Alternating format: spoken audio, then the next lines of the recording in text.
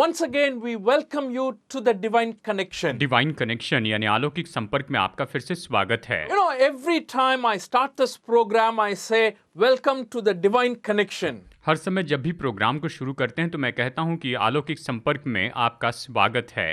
I don't want to think, oh, it is just the name of the program. मैं नहीं चाहता कि आप सोचिए कि ये केवल प्रोग्राम का नाम है। We are talking about a reality that is possible for mankind. मैं तो ऐसी वास्तविकता के बारे में कह रहा हूं जो मनुष्य जाति के लिए संभव है।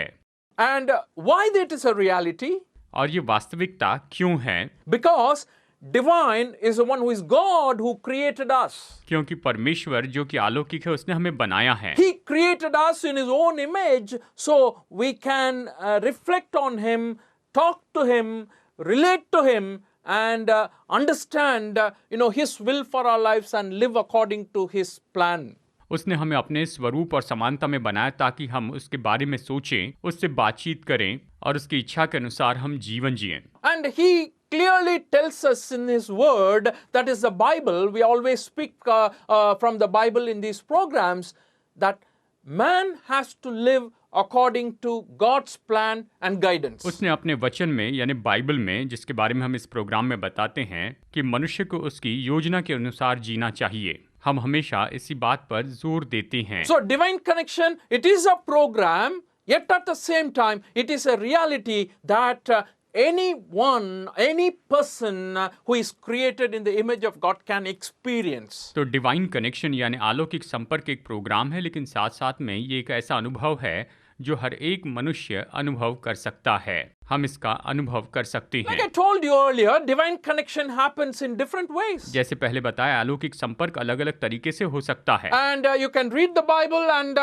get connected with God. आप बाइबल पढ़कर परमेश्वर के संपर्क में आ सकते हैं। I mean, when you read the Bible in faith, believing that it is from God, God's revelation to mankind. If you believe it and read it, definitely God speaks to you. मतलब जब आप विश्वास करते हैं कि ये तो मनुष्य जाति के लिए परमेश्वर का प्रकाशन है, इस तरह से विश्वास करके अगर आप इसे पढ़ेंगे तो परमेश्वर आपसे बातचीत करेंगे, मार्गदर्शन करेंगे। At the same time, there is another way in which you can connect with God is through prayer.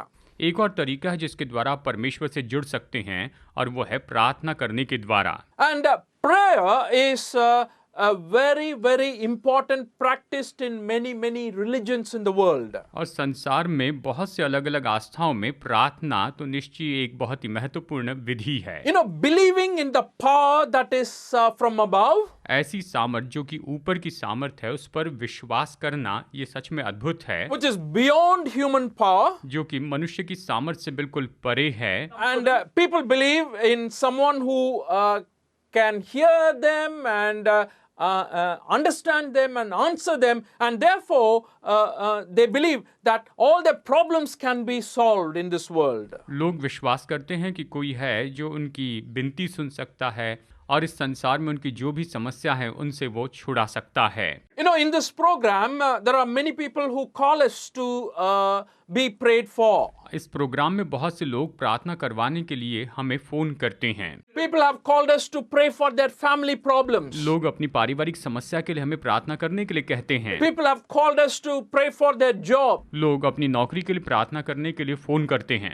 And some of them call us to pray for their home, to build a house. कुछ लोग अपना घर बनाने के लिए प्रार्थना करवाते हैं। Oh, we have lot of needs in this world. इस संसार में हमारी बहुत सी जरूरतें हैं। And we pray for all these needs to the God who is all powerful. सर्वशक्तिमान परमेश्वर जो है उसके सामने इन जरूरतों के लिए हम प्रार्थना करते हैं। So when we pray, we believe that God hears our prayers. जब हम प्रार्थना करते हैं तो विश्वास करते हैं कि परमेश्वर हमारी प्रार्थनाओं को सुनते हैं। So in this program and also in a few more following programs, I want to share about the second important element of connecting with God through prayer. तो इस प्रोग्राम में और आने वाले हफ्तों में जो प्रोग्राम होंगे उसमें मैं प्रार्थना में परमेश्वर के साथ जुड़ने की बात के बारे में जोर देकर आपको सिखाऊंगा। And as a foundation, in today's message, I want to talk about what is prayer. आज के प्रोग्राम में बुनियाद के रूप में मैं बताना चाहता हूं कि प्रार्थना क्या है। You know, you may be confused.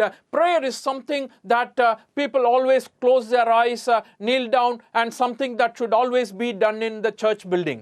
शायद आप इस बात के बारे में गड़बड़ी में हैं कि प्रार्थना तो ऐसी है जिसके लिए हमें आंखें बंद करनी है, खास पोजीशन में आना है, और ये तो चर्च के बिल्डिंग में ही की जाने वाली प्रार्थना होती है। A certain type of words are important. और इसमें कुछ खास शब्द बहुत ही महत्वपूर्ण होते हैं। Posture is important. शरीर को सही दशा में रखने की जरूरत है, And the place is important. या जगह महत्वपूर्ण है। Oh, not all that, friends. Let's first go to the dictionary. What does the dictionary say about prayer? नहीं, ये सब नहीं है दोस्तों। आइए सबसे पहले शब्दकोश से देखें कि प्रार्थना क्या है। They say the act or ceremony of speaking to God or a God, especially to express thanks or to ask for help, or the words used in the act. ये कहता है परमेश्वर से बात करने की विधि या क्रिया, परमेश्वर को धन्यवाद देना या उससे मदद मांगना, या इस क्रिया में उपयोग किए जाने वाले शब्द प्रार्थना हैं। ये परिभाषा है। So generally I can sense here that prayer is not just talking to another human being. सामान्य रूप में मैं कह सकता हूँ कि प्रार्थना दूसरे मनुष्य से बात करना तो नहीं होती है। When I speak to another human being, we just call it a conversation or talking like that. जब हम दूसरे मनुष्य से बातें करते हैं तो हम उसे बातचीत कहते हैं। But very specifically, prayer always has a connotation of connecting with God, talking to God, praising God, and presenting our request to God. लेकिन प्रार्थना तो स्पष्ट रीति से परमेश्वर से बातें करना है, परमेश्वर को धन्यवाद देना है, अपनी विनती उसके सामने रखना है, यानी अपने बातों को, अपने विचारों को प्रभु के सामने रखना है। And I want to tell you that basically prayer is a relationship with God. और मैं ये कहना चाहता हूँ कि बुनियादी रूप में प्रार्थना तो परमेश्वर के साथ संबंध है। That is the first idea I want to leave with you today. मैं आज आपको ये पहला विचार बताना चाहता हूँ। It is basically a connection with God, a relationship with God that you are entitled to, and you have the capacity to do it. सामान्य रूप में ये परमेश्वर से बातचीत करना, उसके संपर्क में आना है, और इसकी क्षमता आप में रखी गई है। ये सब क्षमता आप में दी गई है। You can connect with the divine. आप उस परमेश्वर से जुड़ सकते हैं। Talking to someone who is above. जो ऊपर स्वर्ग में विराजमान, उससे आप बातें कर सकते हैं। Sometimes someone whom you have not seen. ऐसा जिसे आपने कभी नहीं देखा है। Believing that he is in control of our lives. ये विश्वास करते हुए कि वो हमारे जीवन पर नियंत्रण करते हैं। When Jesus' disciples came to him and asked him, teach us how to pray. जब यीशु के चेले उसके पास आकर कहने लगे कि हमें प्रार्थना करना सिखा, And Jesus taught them, the way they began the prayer was in Matthew chapter 6 verse 9, we read like this. This then is how you should pray. Our Father in heaven, hallowed be your name. मत्ती 6:9 में हम देखते हैं कि यीशु मसीह ने उन्हें ये प्रार्थना करना सिखाया। अतः तुम इस रीति से प्रार्थना किया करो, हे हमारे पिता, तू जो स्वर्ग में है, तेरा नाम पवित्र माना जाए। इस तरह कहना। This is a model prayer Jesus gave to his followers when he was in this world. ये तो प्रार्थना का एक ढांचा है जो प्रभु यीशु ने अपने चेलों को इस पृथ्वी पर रहते हुए दिया था। And I get this idea like this from this verse. You are a person and God is a person. यहाँ पर इस वचन से ये विचार आता है कि आप एक व्यक्ति हैं और परमेश्वर एक व्यक्ति है। The personhood is a blessing, that being created in the image of God is endowed on us. ये जो व्यक्तित्व है ये तो बहुत ही महत्वपूर्ण है, क्योंकि परमेश्वर ने हमें अपने स्वरूप और समानता के अनुसार बनाया हुआ है। So God is a person, I am a person. तो परमेश्वर एक व्यक्ति है और मैं एक व्यक्ति हूँ। And he likes to talk to me, he likes to communicate with me. वो मुझसे बातें करना चाहते हैं, मुझसे बातचीत करना चाहते हैं। And even when he created the very first person, we read in the book of Genesis, they were in the Garden of Eden, he was coming and talking to them. He was having relationship with them. He was having fellowship with them. And that is the idea we are getting from the word of God. और जब उसने पहले मनुष्य को अदन की वाटिका में बनाया, आदम को, तो वो उससे संगति रखने के लिए आते थे। प्रभु उससे बातचीत करने के लिए आया करते थे। ऐसे हम देख सकते हैं। Because we are persons in the same level, the image of God was also in me, then I can have a meaningful conversation with God. यानी जो व्यक्तित्व है वो तो एक ही स्तर का है, मैं उसके स्वरूप और समानता में बनाया गया हूँ, इसलिए मैं उससे अर्थपूर्ण बातचीत कर सकता हूँ। ये सबसे अद्भुत बात है। In prayer, God understands me. प्रार्थना में परमेश्वर मुझे समझते हैं, Whatever language I may use, चाहे मैं कोई भी भाषा उपयोग करूं, because it comes from my heart. क्योंकि ये तो मेरे दिल से आती है। So basically, I want to begin, the first idea is prayer is our relationship with God. तो सबसे पहला विचार यही है कि प्रार्थना तो हमारा परमेश्वर के साथ का संबंध है। Many people think that it is one person speaking in prayer. बहुत से लोग सोचते हैं कि प्रार्थना में केवल एक व्यक्ति बात करता है, केवल एक ही व्यक्ति बोलते जाता है। And very often, when we pray, we start and carry on with our words and whatever we want to express, closing our eyes, and then we say, Amen. कई बार ऐसा होता है कि हम अपनी आंखें बंद करते हैं और जो कुछ भी हम कहना चाहते हैं वो कहते चले जाते हैं और फिर आखिर में कहते हैं आमीन और प्रार्थना खत्म करते हैं। But that is not the only thing in prayer. लेकिन प्रार्थना में ये एकमात्र बात नहीं है। Actually, when you do that, जब आप ऐसा करते हैं, God hears. प्रभु सुनते हैं And there is something happening in your heart. और आपके दिल में कुछ होता तो है। God also speaks to us after prayer. परमेश्वर प्रार्थना में आपसे बातें करते हैं। He speaks when we pray. जब हम प्रार्थना करते हैं तब वो बातें करते हैं। He speaks after you pray. आपकी प्रार्थना के बाद भी वो आपसे बात करते हैं। So it is like you speak and God also speaks to you in prayer. ये ऐसा है कि प्रार्थना में आप बात करते हैं और परमेश्वर भी आपसे बातें करते हैं।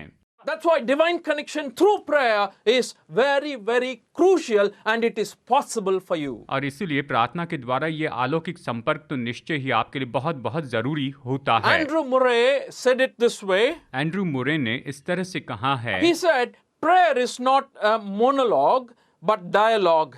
God's voice is its most essential part. Listening to God's voice is the secret of the assurance that he will listen to mine. प्रार्थना एक तरफा बात नहीं है, लेकिन ये दो तरफा बातें हैं। प्रार्थना में परमेश्वर की आवाज सुनना ये शाश्वती देता है कि उसने मेरी आवाज सुन ली है। जब परमेश्वर हमसे बातें करते हैं तो उसने हमारी सुन ली है। So he gives an assurance saying, if you listen to God, it is also an assurance that God listens to you. तो यहाँ पर ये शाश्वती देते हैं कि अगर आप परमेश्वर की सुनते हैं तो निश्चय परमेश्वर ने भी आपकी सुन ली है। जब आप परमेश्वर से सुनते हैं तो ये शाश्वती होती है कि उसने आपकी सुन ली है। Friends, it's an experience that you can have today.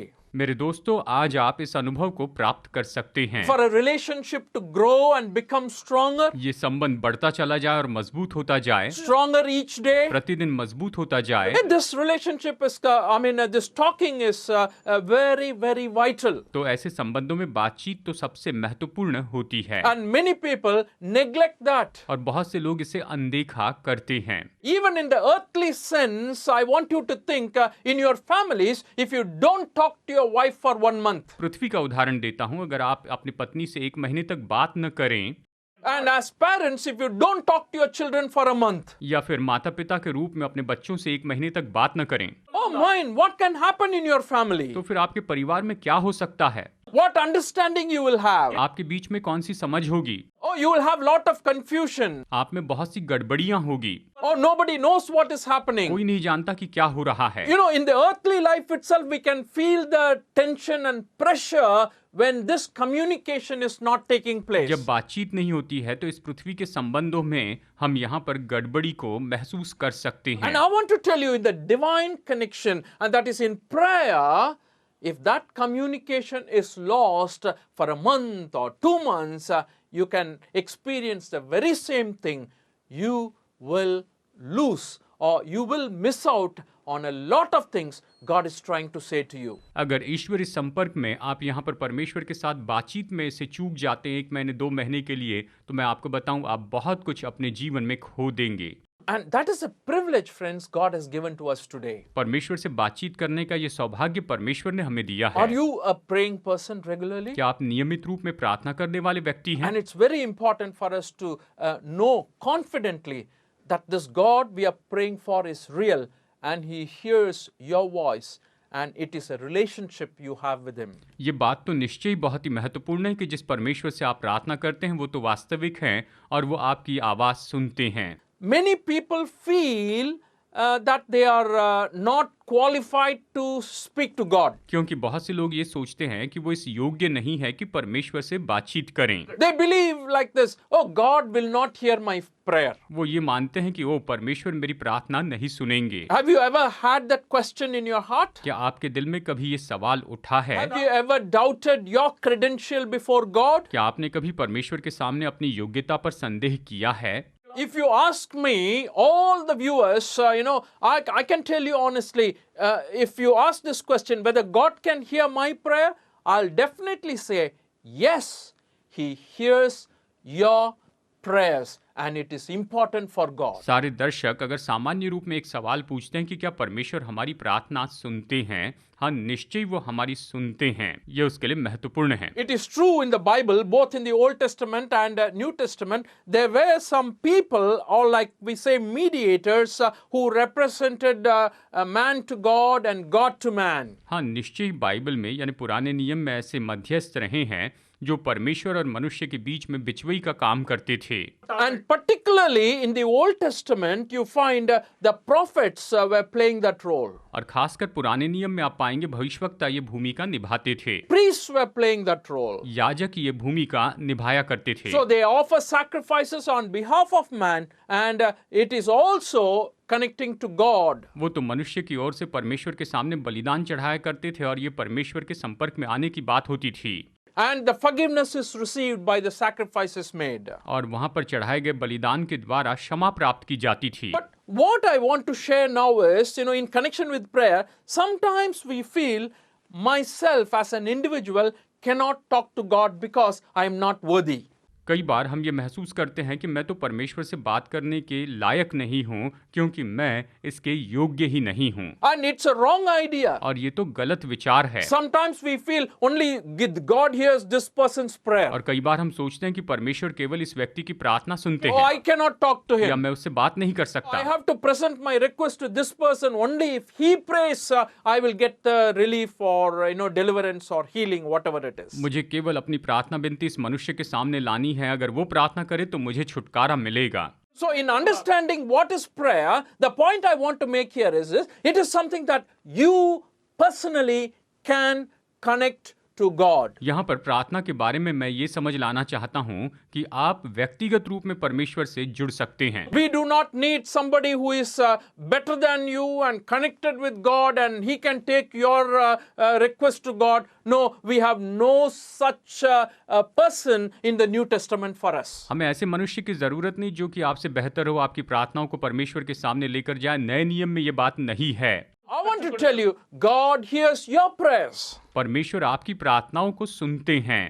And if you think in the Old Testament and all, they operated only like that, I don't agree with that also. पुराने नियम में ऐसे होता था, अभी मैं उससे सहमत नहीं हूँ। Exodus 22:21-24, an interesting example is used by God in the writings of Moses. निर्गमन 22 वचन 21 से 24 तक यहाँ पर मूसा के बारे में एक दिलचस्प घटना बताई गई है। Let me read it for you. चलिए इसे पढ़ते हैं। He says, do not ill-treat an alien or oppress him, for you were aliens in Egypt. Do not take advantage of a widow or an orphan. If you do and cry out to me, I will certainly hear their cry. My anger will be aroused and I will kill you with the sword. Your wives will become widows and your children fatherless. तुम परदेसी को न सताना और न उस पर अंधेर करना, क्योंकि मिस्र देश में तुम भी परदेसी थे। किसी विधवा या अनाथ बालक को दुख न देना। यदि तुम ऐसों को किसी प्रकार का दुख दो तो वे मेरी दुहाई दे तो मैं निश्चय उनकी दुहाई सुनूंगा। तब मेरा क्रोध भड़केगा और मैं तुमको तलवार से मरवाऊंगा और तुम्हारी पत्नियां विधवा और तुम्हारे बालक अनाथ हो जाएंगे। निर्गमन 20:21 से 24 तक इस तरह से कहता है। They need not go to Aaron the high priest and say, I'm having this problem. Orphans, widows, and those who are underprivileged. And if they cry out to God, God says, I will hear their cry. उन्हें हारून के पास में जाकर विनती करने की जरूरत नहीं थी। परमेश्वर ने कहा, ऐसे विधवा और अनाथ जब मुझे पुकारेंगे तो मैं उनकी प्रार्थना सुनूंगा और मैं उत्तर दूंगा। And today, in Christian life, we have Jesus Christ as our mediator who understands us more than anybody else. आज मसीह जीवन में यीशु मसीह हमारे बिचवई हैं और वो हमारी सारी बातों को बहुत अच्छे से समझते हैं। 1 Timothy chapter 2 verse 5 says like this, for there is one God and one mediator between God and men, the man Christ Jesus. पहला तिमुथियुस 1:5, क्योंकि परमेश्वर एक ही है और परमेश्वर और मनुष्य के बीच में एक ही बिचवई है, अर्थात मसीह यीशु जो मनुष्य हैं। So there is one mediator between God and man. यानी परमेश्वर और मनुष्य के बीच में केवल एक ही बिचवई है, That is Jesus Christ. वो तो यीशु मसीह हैं। So that's why Bible says that when we pray, He knows, He understands. He is also praying for us. We will see that a little later. And that is the idea we are having in prayer, that we don't have to have a meet. Personally, I want to tell you, God wants to hear what you say to Him. वचन हमें बताता है कि परमेश्वर और मनुष्य के बीच में यीशु मसीह हमारे बिचवई हैं और व्यक्तिगत रूप में कहूँ, प्रभु आपकी प्रार्थना सुनना चाहते हैं और प्रभु यीशु मसीह हमारे लिए प्रार्थना करते हैं।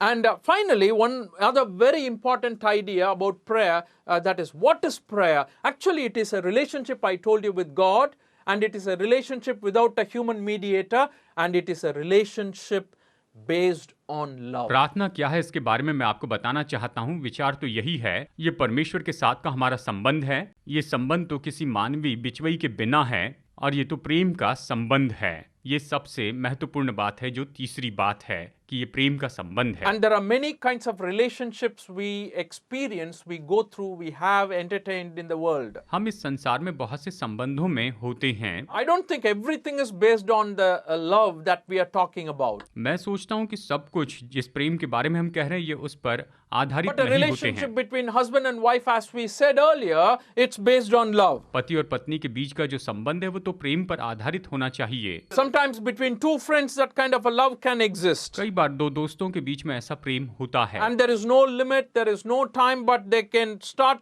talking and they can talk to one another for a long time. देखिए, इसके लिए कोई सीमा नहीं होती। वो एक दूसरे से बात करते हैं, कई समय तक एक दूसरे से बात करते हैं। But in this prayer and our connection with God, God expects us to talk to Him out of love. परमेश्वर के साथ के हमारे इस संबंध में, प्रार्थना में, परमेश्वर चाहते हैं कि हम उससे प्रेम से बात करते जाएं। And how can I love someone whom I have not seen, if you ask? अगर आप ये पूछें, जिसे मैंने नहीं देखा, मैं उससे कैसे प्रेम कर सकता हूँ?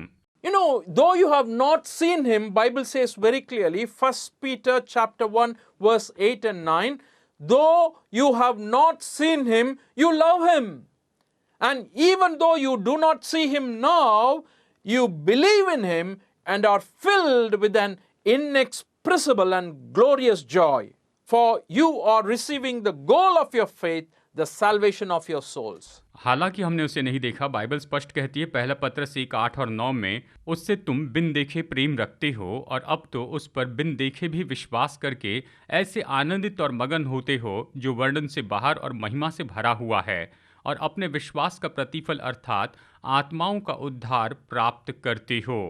इस तरह ये वचन हमें बताता है। If prayer is a relationship of love, friends, I want to tell you, it is not something that you always, I want this, I want that, tomorrow I want this. It's not always receiving a relationship. प्रार्थना तो हमेशा प्रेम का संबंध है। मुझे आज ये चाहिए, मुझे कल वो चाहिए, इस तरह से मांगने वाला संबंध नहीं है। It is also a relationship where I can give something to my God as I praise Him, as I live a life of thankfulness by expressing my gratitude to Him, then that relationship can continue to grow and it can be based on love. ये तो निश्चय ऐसा संबंध है जहाँ पर मैं अपने परमेश्वर को प्रेम के कारण कुछ देता हूँ, उसे धन्यवाद देता हूँ, मैं उसे धन्यवाद देता हूँ, अपने आभार को प्रकट करता हूँ और ये प्रेम के ऊपर आधारित होता है, ये प्रेम में बढ़ते जाता है। Think about this. God wants to listen to you. कुछ भी हो, परमेश्वर आपको सुनना चाहते हैं।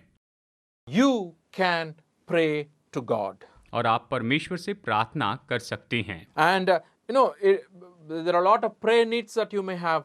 It is good that we present to God. शायद आपके बहुत से प्रार्थना निवेदन होंगे और अच्छी बात है कि हम उसे परमेश्वर के सामने रखें। Yet at the same time, we also want to tell God, thank you, which is a very important part of our prayer. लेकिन इसी के साथ साथ हम परमेश्वर को धन्यवाद दें, ये प्रार्थना का महत्वपूर्ण भाग होता है। And Jesus Christ is continuing to pray for you today. और आज भी यीशु मसीह आपके लिए निरंतर प्रार्थना कर रहे हैं। He prayed for us 2000 years ago when he was on earth. 2000 साल पहले जब वो इस पृथ्वी पर थे तब उसने हमारे लिए प्रार्थना की, He is continuing to pray for you today. और आज भी वो आपके लिए प्रार्थना कर रहे हैं, For all his children. उसकी सारी संतानों के लिए। And let us continue to approach his throne of grace today. तो आइए आज हम उसके अनुग्रह के सिंहासन के पास आते रहें। And God bless you and be with you. परमेश्वर आपको आशीष दें और आपके साथ में बने रहें।